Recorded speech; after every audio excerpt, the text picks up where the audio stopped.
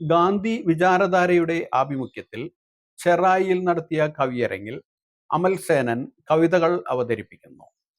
മരം പെയ്യുമ്പോൾ എന്ന് പറയുന്ന എൻ്റെ ഈ ഓഗസ്റ്റിൽ പബ്ലിഷ് ചെയ്യുന്ന ആദ്യത്തെ കവിതാ കഥാസമാഹാരത്തിൽ നിന്നുള്ള കവിതകളാണ്. കവിതകളെല്ലാം വളരെ ചെറുതാണ്. അപ്പൊ അതുകൊണ്ട് അതിലെ 2 കവിതകൾ ഞാൻ ഇവിടെ ചൊല്ലാൻ നോക്കാം.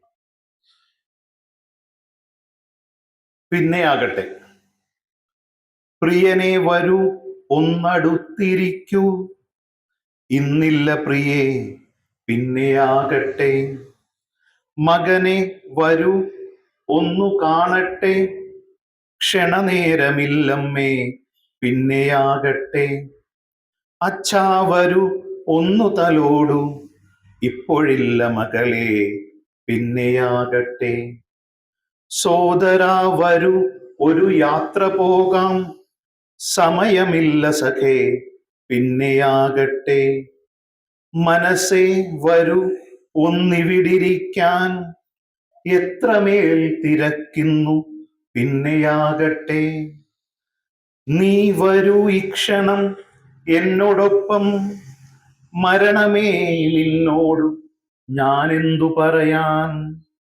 സ്നേഹത്തിൻ്റെ പിന്നെയാക്കലുകൾ അവൻ വന്നു വിളിപ്പതുവരെ മാത്രം. ഇന്നു നീയായിരിക്കുക, നാളെ ആർക്കറിയാം. രണ്ടാമത്തെ ഒരു കവിതയും കൂടി അതേ പുസ്തകത്തിൽ നിന്ന്. അമ്മ എന്നൊരു കവിത. തീയായി എരിഞ്ഞതും മഴയായി പെയ്തതും ചിറകായി പൊതിഞ്ഞതും കഥകൾ പറഞ്ഞതും കവിളിൽ മുത്തിയതും കൈപിടിച്ചു നടത്തിയതും കൈവിടാൻ പറഞ്ഞതും